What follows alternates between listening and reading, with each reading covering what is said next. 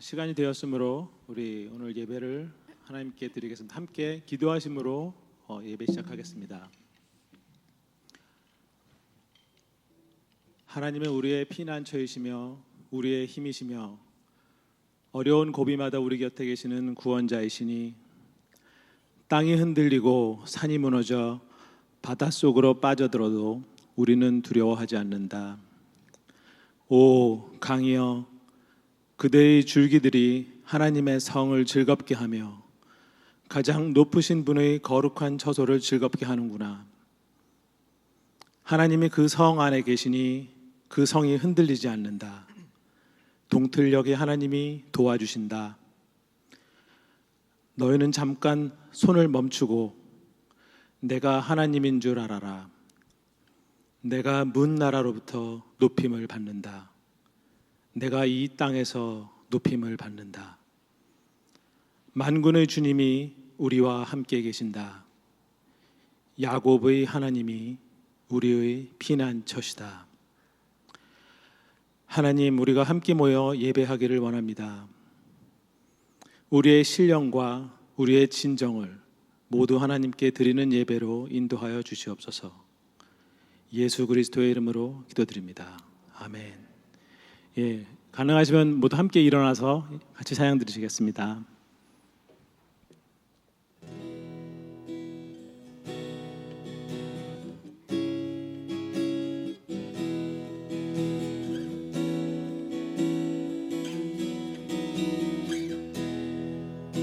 주 앞에 엎드려 주 앞에 엎드려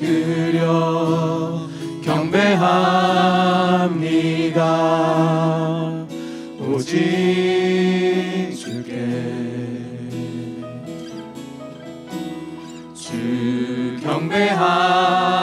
경배합니다. 다른 신 아닌 오직 주께 나의 모든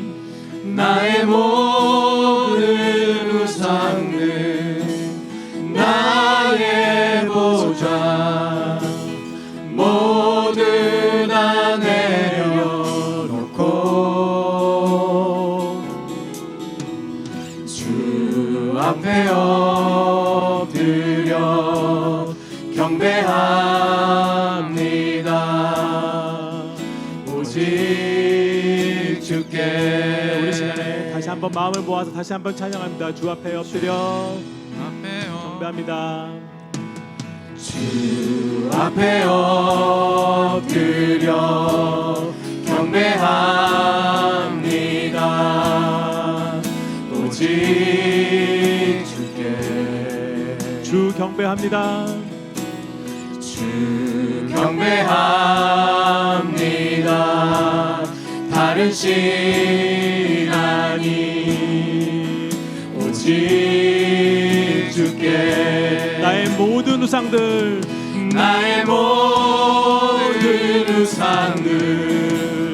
나의 보좌 모두 다 내려놓고 주 앞에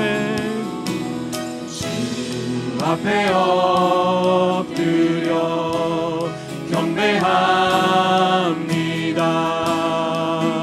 오직 주께. 나의 모든 우상들 나의 보좌 나의 모든 우상들 나의 보좌 모두 다 내려놓고. 다시 한번 나의 모든 우상들 나의 보좌 내려놓고 나의 모든 우상들 나의 보좌 모두 다 내려놓고 주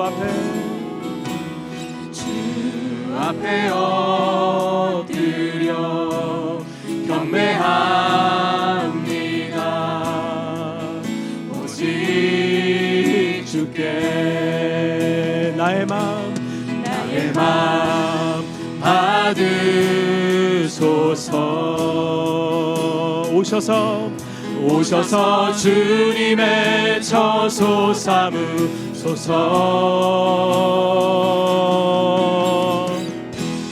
나의 전부이신 주여 내 맘을 받아주소서. 오 나의 맘을 오 나의 맘을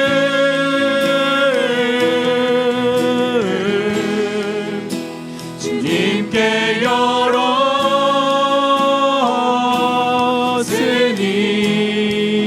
주여 내게 오셔서 내 맘에 거하여 주옵소서. 주가 기뻐하는 주의 성전 되게 나의 하소서. 나의 맘 받으소서.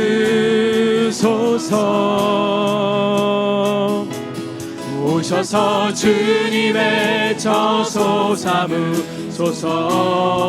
나의 전부이신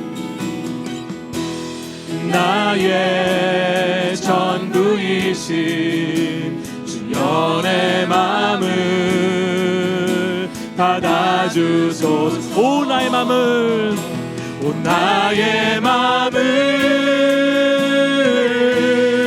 주님께 열었으니 주님께 열었으니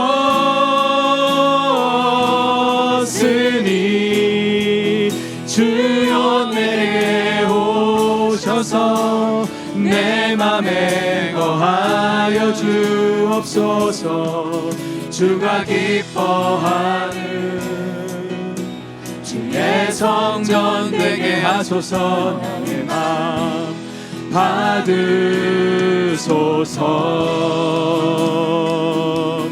오셔서 주님의 처소 삼으소서. 나의 전부이신 나의 전부이신 주여 내 맘을 받아주소서. 주여 내 마음을 받아주소서. 주여 내 맘을 주여 내 마음을 주여 내 맘을 받아주소서.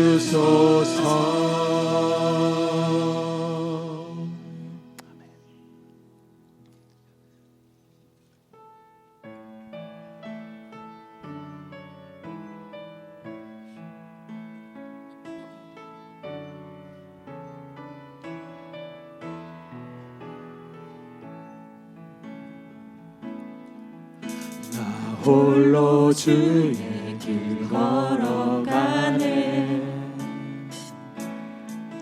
주 빛으로 날 인도하시리. 주님 내 발의 등불 내 길의 빛 되소서. 나 오직 주만 따르리. 내 평생 주께 내 평생 주께 순종하리. 주 은혜의 영광 찬양하며 주 은혜의 영광 찬양하며 주 이름 영광 위에 날 붙들어 주소서. 나 오직 주만 따르리. 우리 한 마음으로 찬양하겠습니다. 예수 오소서. 예수 오소서. 거룩하신 주 예수 비추소서. 예수 비추소서. 아름다우신 주. 다시 한번 예수 오소서. 예수 오소서. 거룩하신 주. 예수 비추소서. 아름다우신 주. 모두 드립니다. 내 마음 모두 드립니다. 생명을 내주신 사랑의 생명을 내주신 사랑의 왕, 믿음의 눈들 주의 팔에 기대어 나 오직 주만 따르. 우리 마음을 다하여서 찬양하겠습니다. 예수 오소서, 예수 오소서, 거룩하신 주. 예수 비추소서, 예수 비추소서, 아름다우신 주. 예수님 오소서. 아멘. 예수 오소서, 거룩하신 주. 예수 예수 비추소서, 아름다우신 주. Jesus Holy One, live your life in me. Jesus Holy One, live your life in me. Jesus Beautiful One. 아멘. Jesus Beautiful One, shine your love to me. 예수 오소서, 거룩하신 주. 예수 우리 기도하는 마음으로 찬양합니다. 오소서, 거룩하신 주. 비추소서, 예수 비추소서, 아름다우신. 우리 시간에 다시 한 마음을 모아 눈을 감고 기도하겠습니다. 우리 요한계시록을 계속 공부하고 있을 때 우리가 계시록에서 본 가장 큰 정신인 예수님 다시 오시옵소서, 예수님 이 땅에 속히 오시옵소서 하는 마음을, 우리 찬양의 가사와 같은 마음을 담아서 시간에 한 목소리로 한번 간절히 한번 기도하겠습니다. 예수님 오시옵소서. 하나님 아버지, 시간에 아버지 하나님, 저희가 찬양 드린 것처럼 아버지 앞에 다시 한번 간절합니다. 아버지께서 계시록 말씀을 통하여 우리에게 알려주시고 깨우쳐 주신 것처럼 다시 오실 예수님을 저희가 바라고 다시 오실 예수님을 저희가 기다리는 마음으로 아버지 이 땅에서 하루하루를 살아갈 수 있도록 아버지 저희 가운데 소망의 불을 허락하여 주시옵소서. 저희가 아무리 절망 가운데, 저희가 아무리 낙담 가운데, 저희가 아무리 고통 가운데 있다 할지라도 다시 오실 그 예수님을 바라고 다시 오실 그 예수님을 포기하지 않고 예수님 오시옵소서, 예수님 속죄 오시옵소서 하는 그런 거룩한 마음, 아버지 하나님 그런 거룩한 믿음과 심령을 가지고 이 땅에서의 시간을 보내며 저희가 하루하루 하나님 나라 이 땅에서 이루어갈 수 있도록 아버지를 저희를 주장하여 주시옵소서. 예수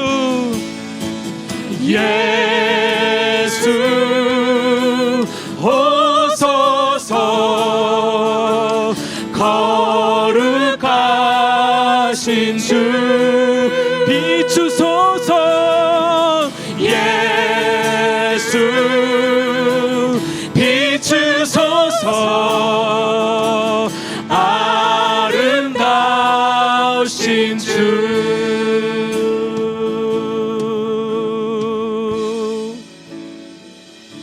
내 몸 내는 쇠잔해져도 다 이해할 수 없을 때라도 내 곁에 계신 주님, 내 곁에 계신 주님 음성 듣길 아멘. 원해요. 나 오직 주만 따. 우리 모두 눈 감고 한번 찬양하겠습니다. 예수 오소서. 예수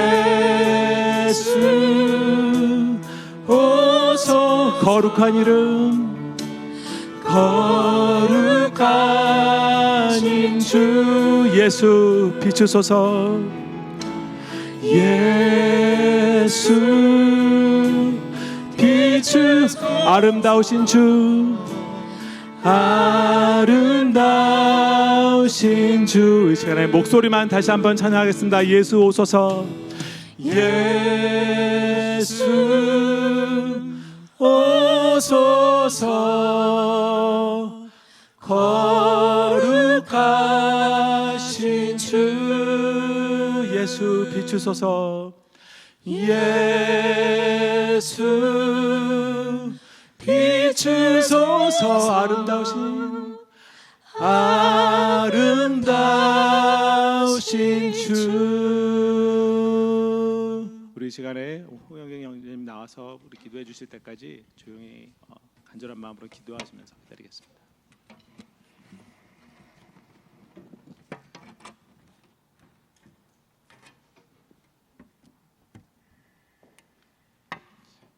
기도하겠습니다.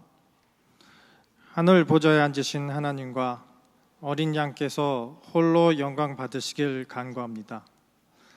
이 시간을 온전히 아버지 하나님을 찬양하는 시간으로 올려드릴 수 있도록 저에게 마음을 열어주시옵소서.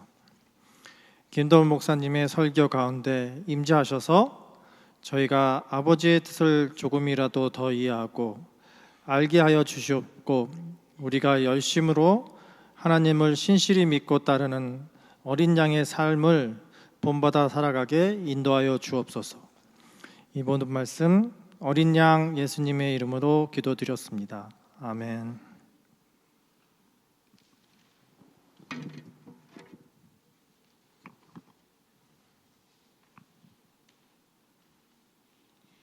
오늘 말씀은 요한계시록 7장 1절에서 8절 말씀입니다. 그 뒤에 나는 천사 넷이 땅의 네 모퉁이에 서서 땅의 네 바람을 붙잡아서 땅이나 바다나 모든 나무에 바람이 불지 못하게 막고 있는 것을 보았습니다. 그리고 나는 다른 천사 하나가 살아계신 하나님의 도장을 가지고 해 돋는 쪽에서 올라오는 것을 보았습니다. 그는 땅과 바다를 해하는 권세를 받은 네 천사에게 큰 소리로 외쳤습니다. 우리가 우리 하나님의 종들의 이마에 도장을 찍을 때까지는 땅이나 바다나 나무들을 해하지 말아라. 내가 들은 바로는 도장이 찍힌 사람의 수가 14만 4천 명이었습니다. 이와 같이 이마에 도장을 받은 사람들은 이스라엘 자손의 각 지파에서 나온 사람들이었습니다. 도장이 찍힌 사람은 유다 지파에서 1만 2천 명이요, 루벤 지파에서 1만 2천 명이요, 갓 지파에서 1만 2천 명이요, 아셀 지파에서 1만 2천 명이요, 납달리 지파에서 1만 2천 명이요, 므낫세 지파에서 1만 2천 명이요, 시므온 지파에서 1만 2천 명이요, 레위 지파에서 1만 2천 명이요, 이사갈 지파에서 1만 2천 명이요, 스불론 지파에서 1만 2천 명이요, 요셉 지파에서 1만 2천 명이요, 베냐민 지파에서 1만 2천 명이었습니다. 아멘.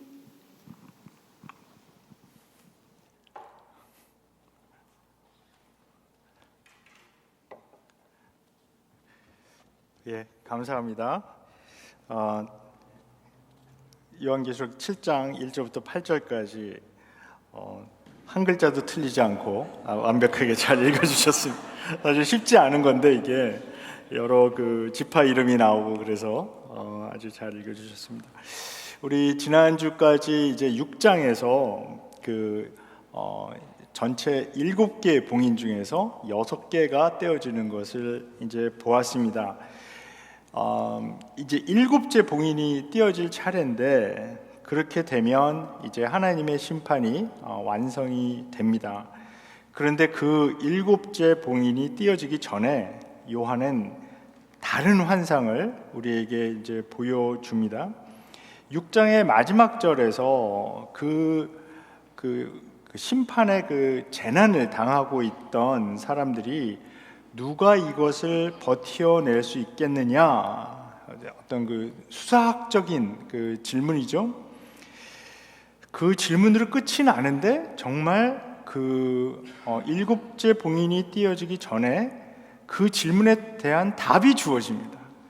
그게 이제 7장의 내용이거든요.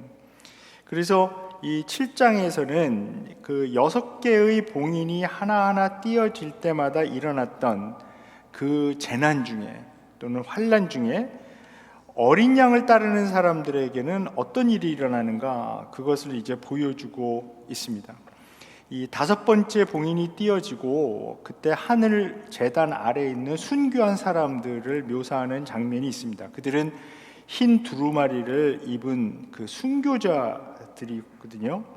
그러니까 이제 하나님의 심판이 이제 계속 진행이 되면서 하나님을 모르는, 그러니까 하나님을 따르지 않는, 어린 양을 따르지 않는 사람들에게 아주 무서운 심판이 내려지지만 어린 양을 따르는 사람들에게도 쉽지 않은 삶이, 심지어는 순교까지 당하는 그런 일이 일어났다는 것입니다. 여기서 이제 어떤 질문이 생기는 거죠. 그러면은 이게 하나님의 심판이 일어날 때 어린 양을 따르는 사람들은 그 심판에 따라오는 그 모든 재앙, 그 재난, 이런 것들을 하나도 당하지 않고 그냥 어디 피해 있는 건가? 그렇지 않다는 것입니다. 6개의 봉인이 하나하나 띄어지는 과정 속에서 그 사람들이 어려움을 당하고 있었는데 그 가운데는 이 어린 양을 따르는 사람들도 같이 있었다. 그것을 보여주고, 그러니까 이 7장의 내용은 뭐냐면 그 사람들, 신실한 사람들이 하나님의 심판이 일어나는 가운데 어떤 상태에 있게 되는지를 이제 보여주는 거거든요. 근데 이 요한계시록 7장은 사실 이제 우리가 전체적으로 보게 되면 제가 여러 번 반복해서 말씀을 드렸지만 이제 6장부터 시작되는 그 7개 봉인이 띄어지고 7 나팔이 불려지고 7 대접이 부어지고 하는 그 7개로 구성되는 이 시리즈가 3번이 이제 반복이 되는데 6개까지 봉인이 띄어지고 7째 봉인이 띄어지기 전에 그 이제 문학적으로 얘기를 하면 하나의 그 인터루드, 그러니까 한국말로 제가 이게 찾아보니까 막간이라 그러더라고요. 근데 막간이란 말을 내가 써본 적이 있나? 아무튼 그래서 인터루드인데요. 그러니까 이제 그런 거죠. 우리가 어떤 그 뮤지컬 같은 거 가서 보시면 중간에 인터미션이 있잖아요. 이렇게 굉장히 막 어떤 뮤지컬은 굉장히 길잖아요. 막 한 2시간만 3시간 되는 것들도 있는데 너무 기니까 중간에 이제 인터미션이라 그래서 휴식을 지어주죠. 근데 이 인터루드는 뭐냐면 그렇게 완전히 휴식을 주어주는 게 아니라 전체 스토리가 이렇게 쭉 나가다가 하나 다른 스토리가 이렇게 등장하는 것입니다. 이걸 이제 인터루드 한다 그러는데 그 막간을 주는 건데, 근데 요 인터루드에 전체 이야기를 이해하는 굉장히 중요한 그 스토리가 여기 담겨 있습니다. 그래서 극적 효과를 더해 주는 것이죠. 여기에 굉장한 중요한 포인트는 뭐냐 하면 이 막간에 들어있는 내용이 위로의 메시지라는 것입니다. 큰 위로를 주는 메시지가 여기 들어가 있습니다. 이 1세기 말에 처음 이 요한계시록이 쓰여졌을 때 이 글을 읽는 그리스도인들의 입장을 한번 생각해 보겠습니다. 이 사람들이 아주 극심한 환난 중에서 종말이 빨리 오기를 원했습니다. 우리 찬양을 주 예수여 어서 오시옵소서 불렀지만 이분들이 정말 원했던 것이 마라나타 주 예수여 빨리 오십시오 하는 그런 기도였을 것입니다. 극심한 환난 가운데서 당연히 빨리 종말이 오기를 원했겠죠. 어린 양께서 7째 봉인을 다 떼내고 마지막이 빨리 올 것을 원했을 것입니다. 그런데 요한이 보여주고 있는 것은 이 마지막에 7째 봉인이 띄어지기 전에 그 가운데 교회의 모습을 여기서 보여줍니다. 그래서 7장에서 보여주는 것은 교회의 모습입니다. 그러니까 이 교회에서 하나님의 역사가, 특히 하나님의 구원의 역사가 일어나는 그런 모습을 보여주고 있는데요. 그러니까 한마디로 말씀드리면 이 7장에서 보여주는 7장 1절부터 17절까지 해서 보여주는 것은 환난 중에 있는 교회의 모습인데, 하나님께서 이 사랑하시는 이제 나중에 가면 이 그리스도의 신부로 이 교회가 묘사가 되는데, 그 사랑하시는 교회의 모습은 무엇인가? 누가 그 교회를 구성하게 될 것인가? 또 얼마나 많은 사람들이 그 교회를 구성하게 될 것인가? 근데 너무나 흥미롭게도 이 7장이 이 막간 자체가 그 두 편으로 되어 있습니다. 그래서 오늘 1장 1절부터 8절까지에서는 땅 위의 교회를 보여주고요, 9절부터 17절까지는 천상의 교회, 하늘의 교회를 보여줍니다. 그러니까 이제 완전히 완성된 그리스도의 몸을 보여주는 거죠. 이 8절까지에서 오늘 볼 본문에서는 이 땅 위에서 그 일을 겪고 있는, 환난 중에 있는 그 교회의 모습을 보여줍니다. 자, 1절부터 보겠는데요. 먼저 1절에 보면 이 천사 넷이 땅의 네 모퉁이에 서서 땅의 네 바람을 통제하는 것을 볼 수가 있습니다. 이 넷이라는 숫자는 땅 전체를 커버하는 것이죠. 그러니까 동서남북, 그러니까 땅 그 사방 코너를 이게 서서 바람을 통제하고 있다. 그러니까 이 네 천사가 하는 역할은 하나님의 심판이 완성될 때까지 어느 정도 재난을 통제하고 막는 역할을 하게 됩니다. 그런데 이 네 천사와 구별되는 또 다른 한 천사가 나타나게 됩니다. 이 천사는 하나님의 도장을 가지고 땅과 바다를 해하는 권세를 받은 이 네 천사에게 이제 외치게 됩니다. 3절을 보십시오. 3절 보면 우리 하나님의 종들의 이마에 도장을 찍을 때까지는 땅이나 바다나 나무들을 해하지 말아라.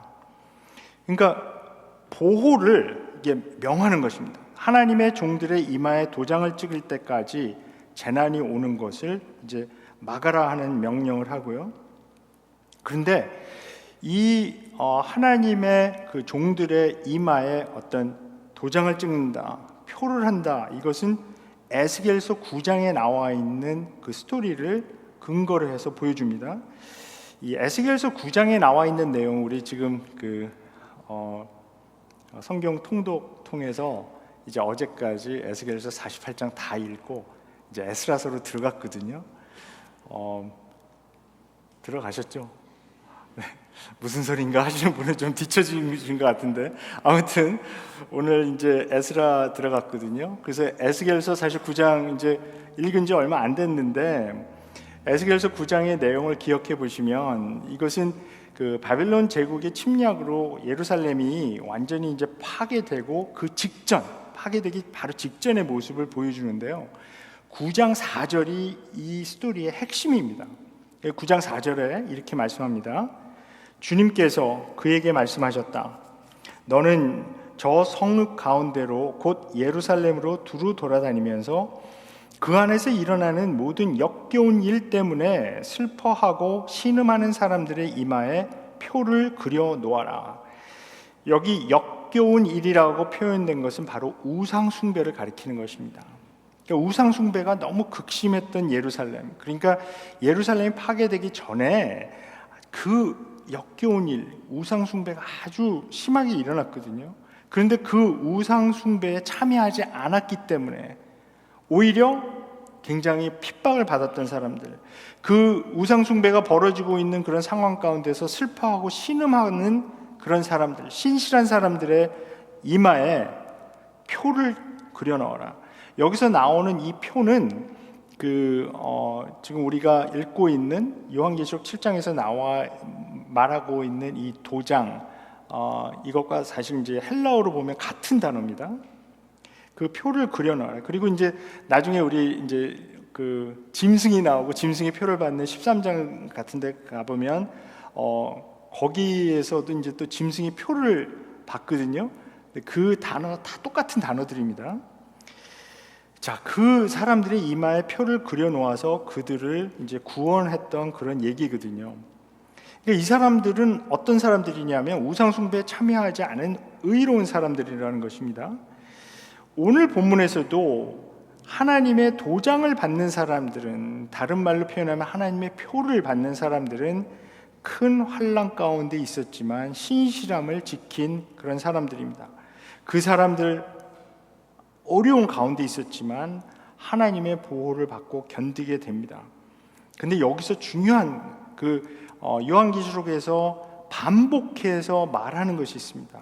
그건 뭐냐면 환난으로부터 구출을 받는 것이 아니라 환난 가운데에서 하나님의 보호를 받는 것입니다. 그것을 사실 이 요한계시록에서는 구원이라고 표현을 하고 있거든요. 그러니까 영어로 표현하면 뭐냐면 not from the persecution, 그러니까 not from the suffering이고요. 그러니까 through the great persecution. 그러니까 through하고 from이 차이가 있습니다. 환난에서 벗어나도록 해서 구원하는 것이 아니라요. 환난 가운데 있지만 그 가운데 있지만 보호해 주시고 그것을 견딜 수 있도록 힘과 지혜를 주시는 것, 그것을 구원이라고 표현하고 있습니다. 우리가 이제 2장과 3장에 나와 있는 7교회에 보내진 메시지를 읽을 때도 같은 주제를 반복해서 보았습니다. 거기서 구해주는 것이 아니라 이제 너희들에게 엄청난 환난이 10일 동안 계속될 텐데 내가 그 10일 동안의 환난을 당하지 않게 빼주겠다 이렇게 말씀하시지 않고 앞으로 10일 동안 굉장히 극심한 환난이 올 텐데 그것을 잘 견딜 수 있도록 내가 보호해주겠다 이렇게 말씀하시거든요. 이 6장에서도 마찬가지죠. 이 신실한 성도들은 순교까지 당하게 됩니다. 그러니까 우리가 인간적으로 생각하면 이 순교라는 것은 사실 좀 받아들이기 굉장히 힘든 거죠. 왜냐하면 하나님께서 정말 그렇게 사랑하시고 아끼신다면 어떻게 생명을 뺏기는 것까지 하나님께서 그냥 놔두시는가? 막 기적적으로 하나님이 참 천사들을 보내시든가 해서 막 구출해내고, 약간 할리우드 영화 같은 데 보면 그렇게 되잖아요. 막 위험에 처하지만 마지막에 반전이 일어나면서 막 구출해내고 그러잖아요. 그런데 성경의 이야기는 그렇지 않다는 것입니다. 이것은 예수님의 십자가의 원리하고도 깊은 관계가 있습니다. 하나님께서 십자가에 못 박히려는 하나님의 아들을 천군 천사를 보내셔서 로마 병정들과 유대인 대제사장들, 종교 지도자들 다 물리치고 예수님을 구출해내는 스토리가 십자가의 스토리가 아니고 십자가에서 그냥 죽도록 그냥 놔두시지만 그러나 마지막에 부활로 반전이 일어나는 거죠. 그러니까 여기서 요한계시록에서도 보여주는 것은 똑같은 패턴입니다. 이 요한이 1세기 말에 극심한 환난을 겪고 있는 성도들에게 주는 위로의 메시지는 하나님께서 그 환난으로부터 구출해 주신다는 것이 아니라 환난을 견딜 수 있는 힘을 주셔서 믿음을 잃지 않게 보호하신다는 것입니다. 따라서 우리가 믿는 구원은 탈출 구원이 될 수 없습니다. 환난 가운데 받는 구원이기 때문입니다. 그런데 그들의 숫자가 14만 4천 명이라고 했습니다. 아주 유명한 숫자죠. 자, 이 사람들은 이스라엘의 12지파에서 나온 사람들이라고 명시되어 있습니다. 이 14만 4천이라는 것이 이단들이 굉장히 좋아하는 그 숫자고요. 하나같이 이 14만 4천이라는 숫자를 문자적으로 풀다가 이제 다 망하는 거죠. 근데 요한이 사용하는 이 숫자들은 너무나 명백하게 상징적인 숫자입니다. 그러니까 12지파에서 나온 12, 그것을 2번 곱했다고 하는 이야기는 그게 충만해졌다, 그리고 완성됐다. 그러니까 영어로 표현하면 fullness 그리고 completion을 의미하는 것입니다. 그러니까 12 곱하기 12 그 다음에 1000을 곱합니다.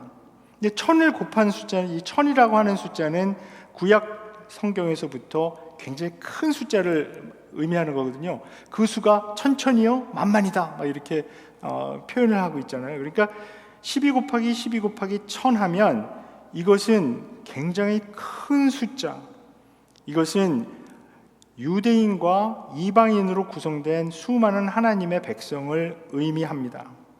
그런데 왜 12이라는 숫자를 썼는가? 이것은 유대인들의 12지파를 나타내는 숫자죠. 근데 그 유대인들이 유대 지파를 통해서 아브라함으로부터 시작된 그 스토리에서 이제 12지파가 하나님의 백성이 되는 이야기인데, 그 하나님의 백성이 되는 것이 이제 충만하게 완성이 된다라는 이야기를 하고 있는 것입니다. 그런데 놀랍게도 우리가 이제 다음 주에 볼 7장 9절에 의하면 그들은 모든 민족과 종족과 백성과 언어에서 나온 사람들이라고 규정합니다. 이것은 인종을 뛰어넘는 유대인과 이방인으로 구성된 수많은 하나님의 백성이라는 것을 보여주고 있습니다. 그래서 이게 더 이상 우리가 이 숫자 이거 갖고 정말 장난치지 않았으면 참 좋겠거든요. 그 숫자 갖고 이렇게 이단들이 하는 거 보면 너무나 정말 유치하기 짝이 없습니다. 그러니까 예를 들어서 신천지 같은 데서 맨 처음에는 자기들이 그렇게 커질 줄 모르고 14만 4천이라고 막 주장을 했다는 거예요.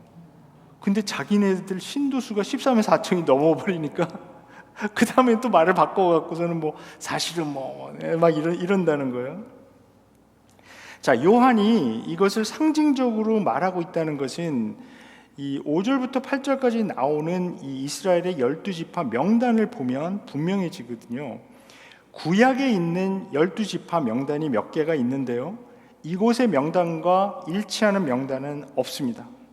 그러니까 예를 들면은 이제 단 지파가 여기 등장하지 않거든요. 그리고 이제 갑자기 요셉의 아들 중에 하나인 므낫세가 여기 이제 더해지는 이런 거죠.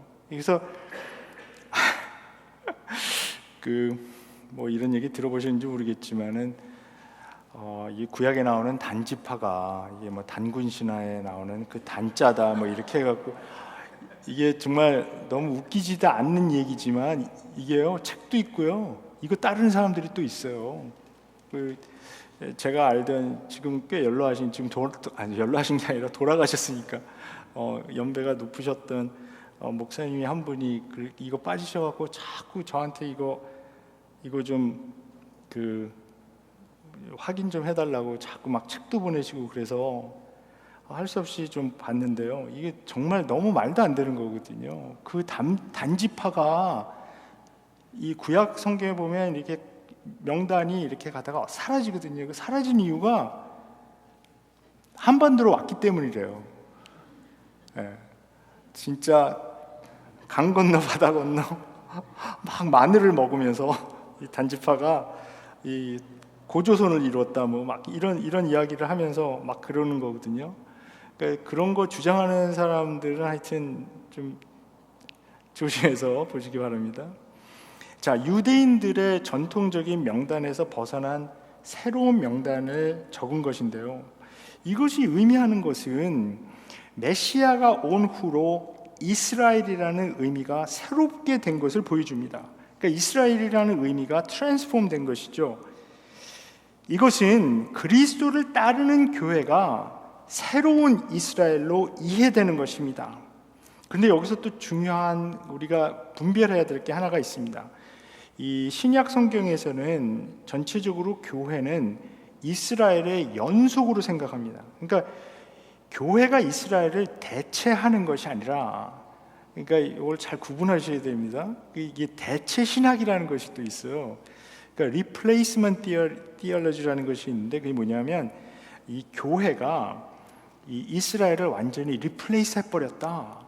그러니까 그 유대인들 이스라엘 이거는 이제는 더 이상 의미가 없고 교회가 완전히, 근데 그렇게 하면 어떤 문제가 생기냐면 구약이 하나도 필요가 없어집니다. 실제로 그렇게 주장하고 믿는 사람들이 있습니다. 그러나 신약 성경에서 분명하게 보여주고 있는 것은 교회는 이스라엘과 연속성을 가지고 있습니다. 그 구약 성경의 기반으로 해서 그 continuity, replace 하는 게 아니라 continue 하는 거죠. 그래서 바울은 갈라디아서 6장 16절에서 교회를 하나님의 이스라엘이라고 부릅니다. 그러니까 새로운 이스라엘, 인종을 뛰어넘는 다인종, 다민족 이스라엘이 생겨난 것입니다. 이 새로운 이스라엘은 유대인과 이방인을 다 포함하는 새로운 공동체를 보여줍니다.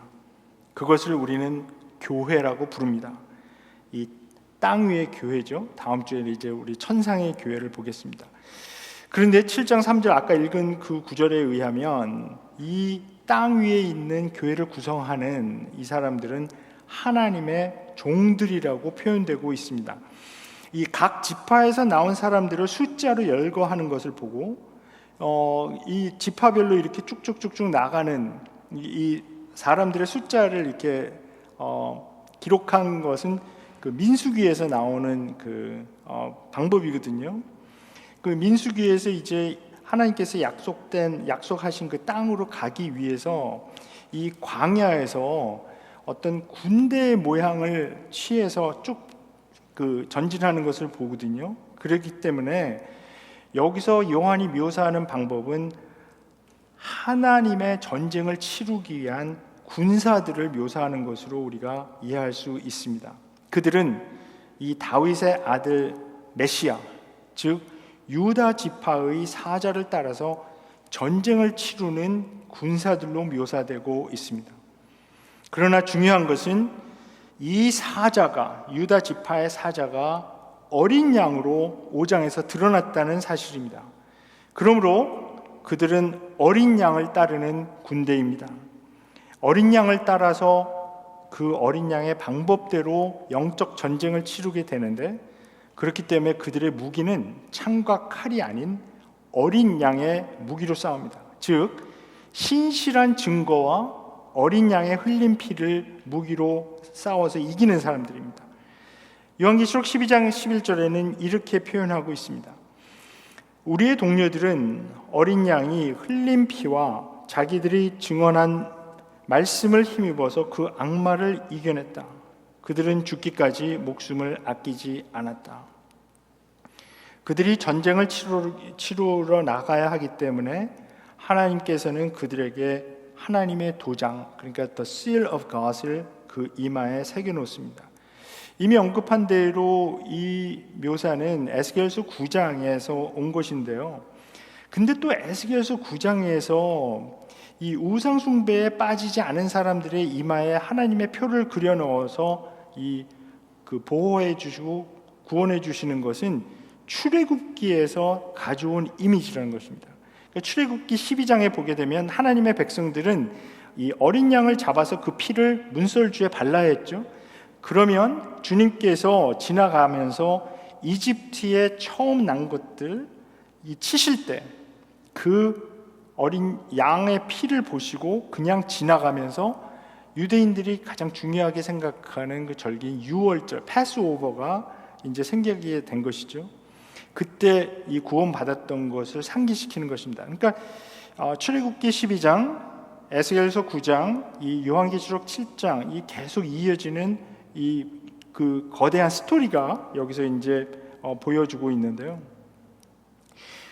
이 출애굽기 12장 그리고 에스겔서 9장, 이 요한계시록 7장을 통틀어서 정리하면 이 하나님의 표를 이마에 그려넣는다, 또는 하나님의 도장을 받는다, 아니면 우리 옛날 개역 성경에서 이야기한 것처럼 인치심을 받는 것은 크게 두 가지 기능을 가지고 있습니다. 첫 번째로 하나님의 도장은 먼저 하나님의 성도들을 보호합니다. 그러니까 보호, 프로텍션의 기능이 있고요. 두 번째는 이 하나님의 도장은 믿음을 불러일으키는 역할을 합니다.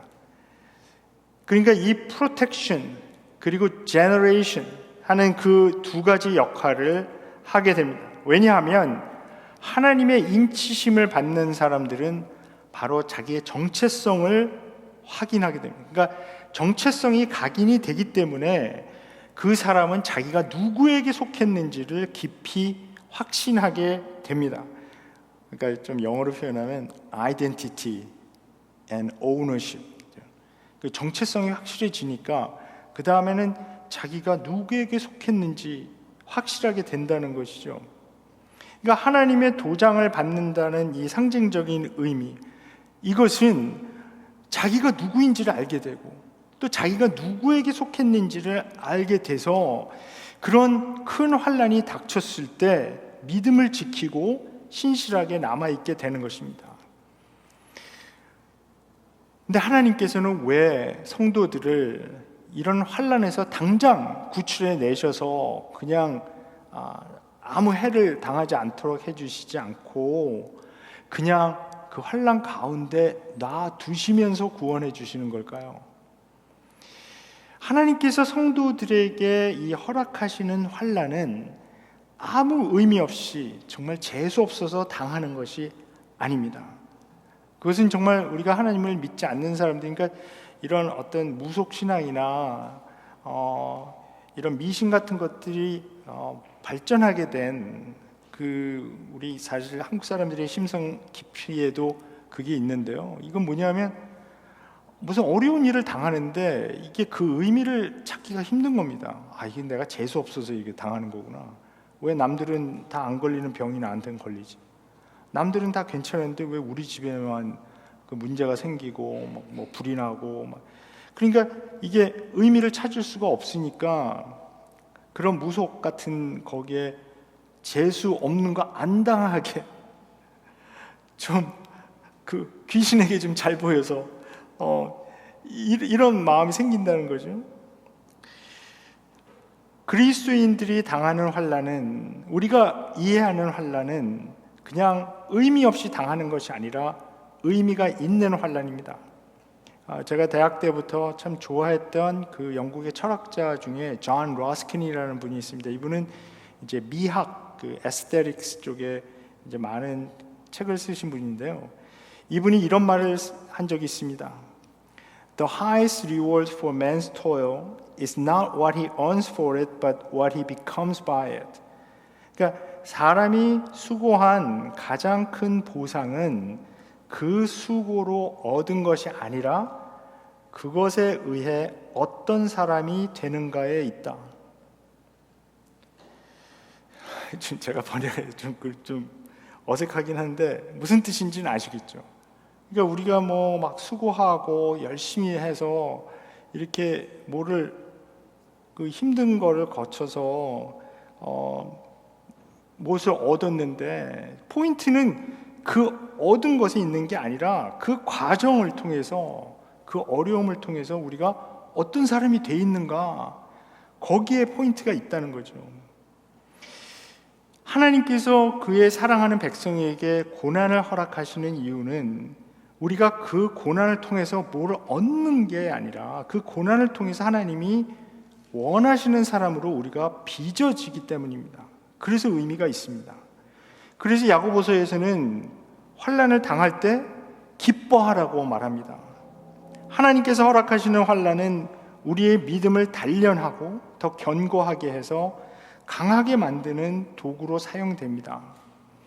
사실 우리가 하나님 열심히 믿고 열심히 성경 읽고 기도하고 교회 공동체 생활하고 그렇게 신실하게 하는 가운데서 사실 또 환난 많이 이제 겪습니다. 어려움 많이 겪습니다.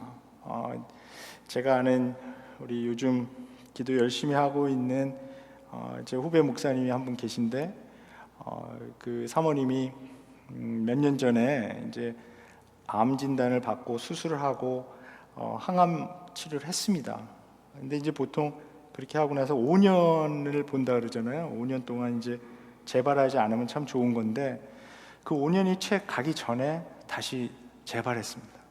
재발을 해서 다시 이제 치료를 시작했는데 그렇게 나누더라고요. 처음에는 그 항암하고 이런 게 얼마나 힘든지 모르고 그냥 했으니까 그냥 힘들지만 견뎠는데 두 번째 이걸 한다고 생각하니까 그때 힘들었던 기억이 막 생각이 나서 너무나 힘들다, 정신적으로. 그런데 아무튼 그 두 번째 이제 항암 치료를 이제 받았습니다.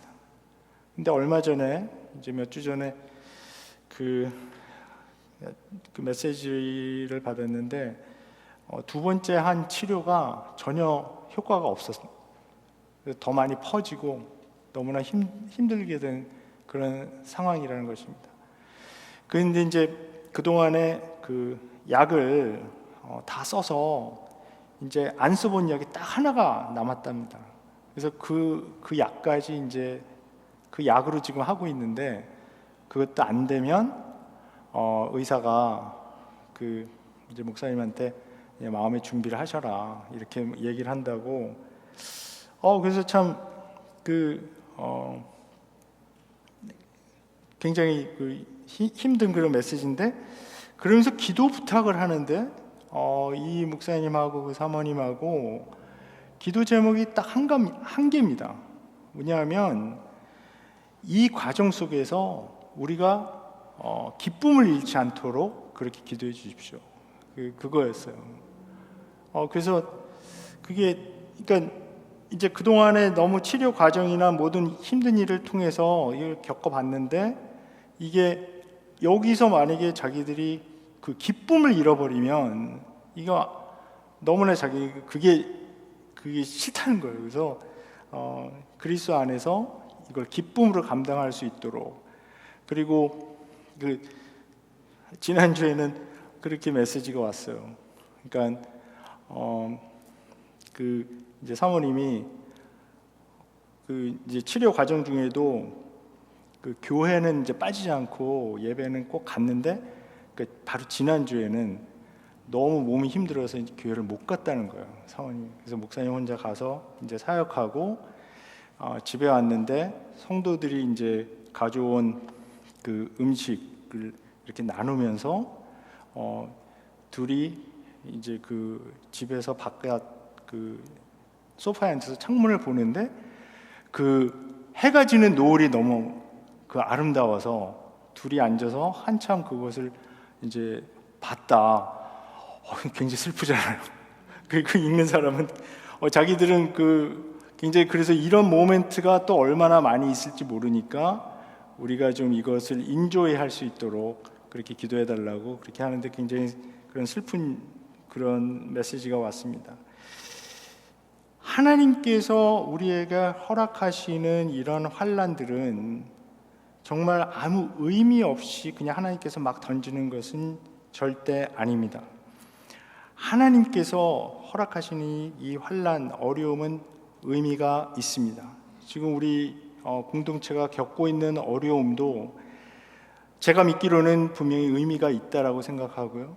이 과정을 통해서 정말 우리가 어떤 공동체가 되고 또 개인적으로도 어떤 성도가 되어서 나가는가, 그런 하나님의 어떤 깊은 의미가 있다라고 생각하고요. 시간이 지나서 뒤돌아보면 하나님의 뜻이 조금씩 이해되기 시작하는 것이 이런 상황인 것 같습니다. 그래서 여러 가지 힘든 일을 통해서 하나님께서 우리를 하나님의 뜻에 맞는 사람으로 이제 빚어 나가십니다. 자, 요한은 여기서 이제 하나님의 도장이 구체적으로 무엇인지 말해주지 있진 않지만 14장에서는 명시하거든요. 14장 1절에 보면 이렇게 말씀합니다. 또 내가 보니 어린 양이 시온산에 서 있었습니다. 그 어린 양과 함께 14만 4천 명이 서 있었는데 그들의 이마에는 어린 양의 이름과 그의 아버지의 이름이 적혀 있었습니다. 그들의 이마에 어린 양의 이름과 그 아버지의 이름이 적혀 있었다. 그래서 이것을 읽으면서 이 어린 양, 하나님 아버지, 이게 이마에 프린트되어 있는 걸로 읽으시면 좀 곤란하겠죠. 이거는 요즘은 그래도 많이 이런 헛소리들이 많이 잦아드는 것 같은데, 전에는 이게 베리칩이다, 짐승의 표가 베리칩. 제가 어떤 게 생각이 나냐면 이거 너무 얘기를 많이 하는데 시간이 하여튼 꽤 시간이 된 건데, 제가 한국에 나가서 이제 강의할 때 어떤 신학생이 찾아왔습니다. 상담하겠다고. 근데 이분은 미국 유학을 지금 준비를 하고 있는데, 자기가 보니까 이게 미국으로 유학을 가야 하는지 가지 말아야 되는지 고민이 된다는 거예요. 그래서 왜 고민이 되십니까? 그랬더니 미국에 가면 이 베리칩을 맞아야 된다는데, 이 몸속에 내가 미국에 가서 이거 맞으면 나는 짐승이 표 받는 거니까 구원 못 받는 거 아닙니까? 그래서 제가 그분한테 신학교 지금 어디 다니신다고요? 그래서 물어봤어요. 진짜 이게 너무 황당한 그 이야기들을 하면서 정말 여기에 이 하나님의 어린 양의 이름과 하나님의 이름이 적혀 있다라고 하는 것은 상징적으로 어린 양의 방법과 하나님 아버지의 방법이 나의 라이프 스타일이 된다는 뜻입니다. 나의 인격이 어린 양의 인격같이 되는 것입니다. 어린 양이 세상의 강함을 거부하고 약함의 길로 간 것을 따라가는 것입니다. 하나님 아버지의 사랑으로 말도 안 되는 대접을 받을 때도 참고 이해하는 것이 나의 라이프 스타일, 그리고 내가 억울한 일 당했을 때도 보복하지 않는 것, 그것이 바로 어린 양의 이름과 하나님 아버지의 이름을 이마에 새긴다는 그런 의미입니다. 사실 하나님의 도장에 대해서는 사도 바울이 여러 번 언급한 적이 있습니다. 에베소서 1장 13절에 보면 여러분도 그리스도 안에서 진리의 말씀 곧 여러분을 구원하는 복음을 듣고서 그리스도를 믿었으므로 약속하신 성령의 날인을 받았습니다. 또 에베소서 4장 30절에 보면 하나님의 성령을 슬프게 하지 마십시오. 여러분은 성령 안에서 구속의 날을 위하여 인치심을 받았습니다. 고린도후서 1장 22절 하나님께서는 또한 우리를 자기의 것이라는 표로 인을 치시고 그 보증으로 우리 마음에 성령을 주셨습니다. 여기 각기 다른 단어로 번역이 되어 있지만, 그러니까 성령의 날인, 구속의 날을 위하여 인치심을 받은 인치심, 또 이 표로 인을 치시고 이게 전부 다 이제 같은 단어예요. 스프라기소, 그다음에 스프라기스 같은 이 동사하고 명사 똑같은. 그러니까 지금 7장에 나오는 그 하나님의 그 도장 또는 인치심이라는 단어, 그리고 14장에 나오는 그 이마에 그 이름이 적혀 있는 그 표를 받았다, 이런 이 말들은 전부 다 같은 단어들입니다. 1세기경에 이 성경을 읽는 사람들에게는 아주 익숙한 이미지입니다. 왜 그러냐면 1세기경에 예를 들어서 황제가 끼고 있는 그 반지에 그 시그넷이라고 그러죠. 이 문양이 있습니다. 그래서 어떤 황제가 어떤 문서를 보낼 때 문서를 쓰게 한 다음에 그걸 돌돌돌 말죠. 그 다음에 그거를 이제 왁스를 녹여서 그걸 실을 한 다음에 거기에 이제 이 황제의 그 반지에 있는 그 시그넷을 거기서 꾹 누릅니다. 그렇게 되면 이거는 함부로 어떻게 할 수가 없습니다. 이거는 아무나 그 막 열거나 그렇게 할 수가 없는 그런 권위를 가지게 됩니다. 지금 바울이나 요한이 사용하는 이 단어들, 그 개념은 바로 그런 겁니다. 하나님께서 인치신 아무도 건드리지 못합니다. 하나님의 도장, 하나님의 인치심은 바로 성령을 여기서 의미하고 있습니다. 성령이라는 도장을 꽉 찍어 놓으셨기 때문에 그 어떤 영도 건드리지 못한다는 것입니다. 성령 안에서 인치심 도장 받았기 때문입니다. 1세기의 그 로마 제국에서 어떤 도장을 받았다라고 하는 의미는 누구에게 속했다, 그 오너십을 의미하기 때문에 아무도 함부로 못하는 것을 여기서 보여주고 있습니다. 그 도장이 바로 사도 바울은 성령이라고 밝힙니다. 성령의 인치심, 아무도 건드리지 못하고 완전한 보호를 의미합니다. 또한 성령의 인치심은 성령의 열매를 맺게 합니다. 그런데 어떤 상황에서 이 성령의 열매가 맺히게 되나요? 이 갈라디아서 5장에 나와 있는 그 컨텍스트를 보게 되면 모든 것이 다 잘 되고 있고 만사 형통할 때 성령의 열매가 맺히는 것이 아닙니다. 에베소서에서도 그랬고요, 고린도후서에서도 그랬고요, 갈라디아서에서도 그랬고요, 요한계시록에서 다 어떤 환경에서 하나님의 인치심을 받고 그리고 성령의 인치심을 받아서 성령의 열매가 맺히냐 하면 환난을 겪고 있는 상황입니다. 고난, 환난, 핍박, 어려움, 이 성령의 인치심은 그런 배경에서 주어진 것입니다. 그때 성령의 열매가 열립니다. 하나님께서 왜 우리를 환난에서 그냥 건져주시지 않고 그 안에서 견디게 하신다고 했습니까? 우리를 하나님께서 원하시는 모양으로 빚으시기 원하기 때문입니다. 오늘 설교 처음에 제가 이 요한계시록 7장은 우리에게 큰 위로를 주는 환상이라고 이제 말씀을 드렸습니다. 이 영어로 위로를 comfort라고 하죠. 근데 이 comfort라는 말은 영어 라틴어에서 com이라는 말과 forte라는 말로 이루어진 말입니다. 이 음악 하시는 분들은 이 forte가 뭔지 아시죠? 강함이죠. strength입니다. 이 com이라고 하는 이 전치사는 with, 그러니까 무엇과 함께라는 그런 뜻입니다. 이거를 그냥 약간 문자적으로 풀면 이 comfort는 with strength라는 의미가 됩니다. 위로하는 것은 보통 때는 할 수 없는 일을 힘을 주어 할 수 있게 해주는 것입니다. 시리에 빠져 있고 낙담한 사람들을 우리가 어떻게 위로하나요? 힘을 주는 것입니다. 견디게 하기 위해서 같이 함으로 인해서 도와주고 힘을 주는 것입니다.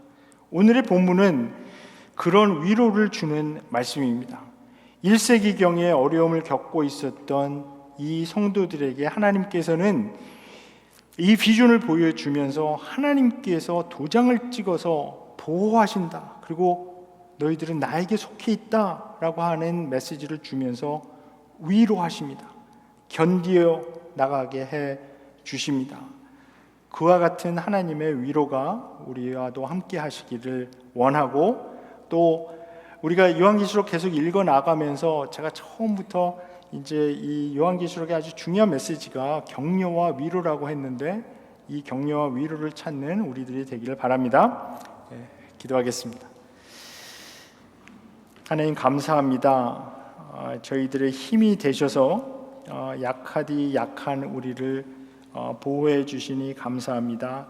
하나님, 저희들이 어려움을 겪고 있고 힘든 일이 있지만 저희들이 하나님 의지하고 나가는 이유는 저희들이 겪고 있는 어려움과 이 환난이 아무 의미 없이 주어지는 것이 아니라 하나님의 뜻 안에서 저희를 사랑하시는 하나님께서 우리를 빚으시려고 주시는 일인 것을 알기 때문입니다. 하나님, 혹시라도 낙담하고 시리에 빠져 있는 우리 형제 자매 있으면 주님 손잡아 일으켜 주시고 그 두 다리에 힘이 가서 설 수 있도록 해 주시고 다시 달려나갈 수 있도록 힘 주시옵소서.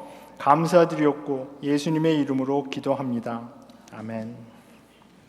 예, 우리 다시 한번 가능하시면 함께 일어나셔서 마지막 찬송 하나님께 드리겠습니다.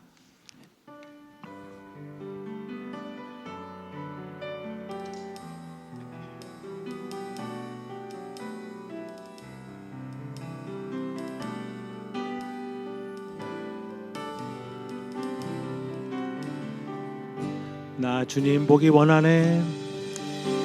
나 주님 보기 원하네. 아버지의 사랑 날 자녀 삼아 주신 주 사랑합니다.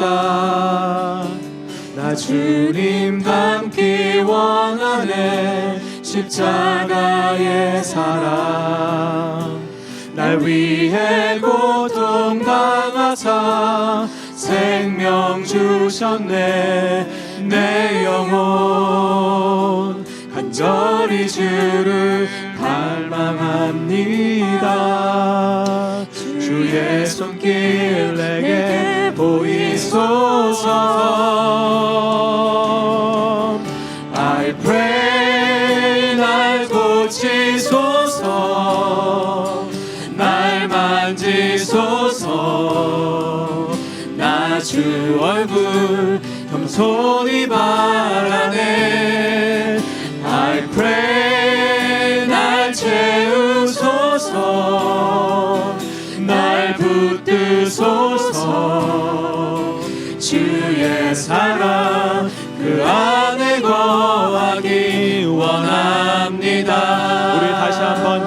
다해서 새로운 마음으로 처음부터 찬양하겠습니다. 나 주님 보기 원하네.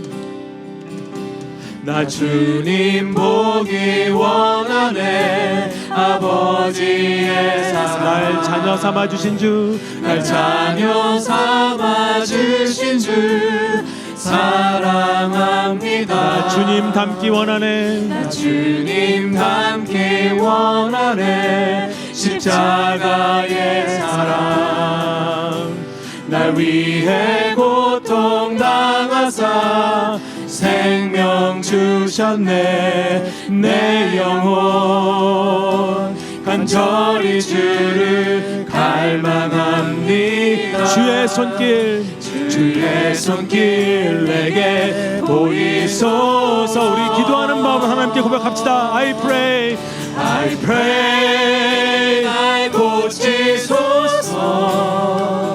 날 만지소서. 나 주 얼굴 겸손히 바라네. I pray 채우소서, 날 채우소서. 붙드소서, 날 붙드소서. 주의 사랑 그 안에 거하기 다시 한번 간절한 마음으로 I pray 날 고치소서. I pray 날 고치소서. 날 만지소서.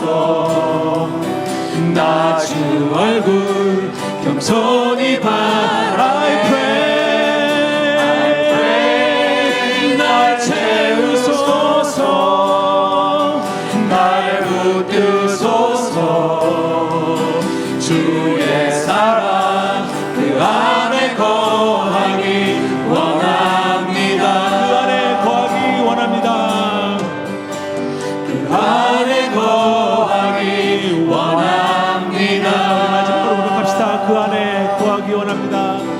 그 안에 거하기 원합니다.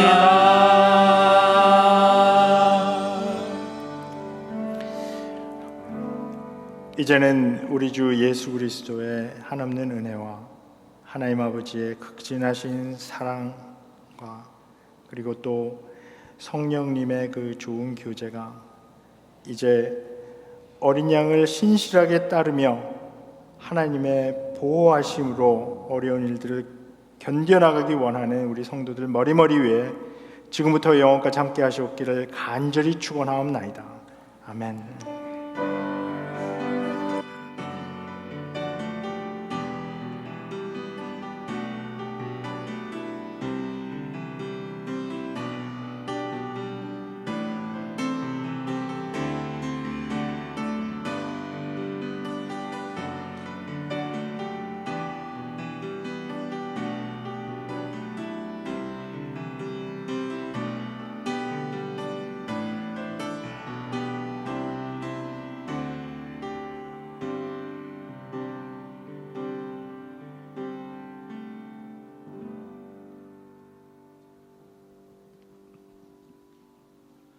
네, 광고 말씀드리겠습니다.